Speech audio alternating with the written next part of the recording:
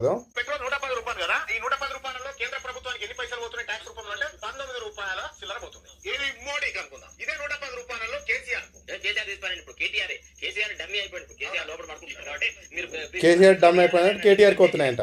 ఈ రాజకుమార్ ఎక్స్పోజ్ చేయాలి. ఈ కేటీఆర్ కు 27 రూపాయలు పోతున్నాయి. Correct, exact. కేటీఆర్ కి 27 రూపాయలు పోతున్నాయి డబ్బులు. మీరు కట్టే 110 రూపాయల 27 రూపాయలు కేటీ రామారావు జేబులకు, 14 రూపాయలు మోడీ జేబులకు పోతున్నాయి. ఈ ఇద్దరు కలిసి తింటున్నటువంటి పైసలు ఎంత అంటే 46 రూపాయలు. 46 రూపాయలు ఇద్దరు కలిసే. వీళ్ళు 46 పని చేస్తే లీటర్ పెట్రోల్ ఎంత వస్తుంది? మనకు 60 రూపాయలకే లీటర్ వస్తుంది. ప్రతి లీటర్ పెట్రోల్ మీద 46 రూపాయల పన్ను వస్తుంది. ఇంకా మన రాష్ట్ర ప్రభుత్వం పన్ను ఎట్లా అనుకుంటున్నారు? పెట్రోల్ డీజిల్ ధరలు పెరుగుడే తప్ప తరుగుడు ఉండదు కదా. దానికి వాల్యూ యాడెడ్ ట్యాక్స్. వాల్యూ పెరిగినా కొద్ది ట్యాక్స్ పెరుగుతుంటది. ఈ రకంగా దోపిడీ. లీటర్ పెట్రోల్ 110 రూపాయలు కదా, ఈ 110 రూపాయలలో కేంద్ర ప్రభుత్వానికి ఎన్ని పైసలు? చూసారా, విన్నారా?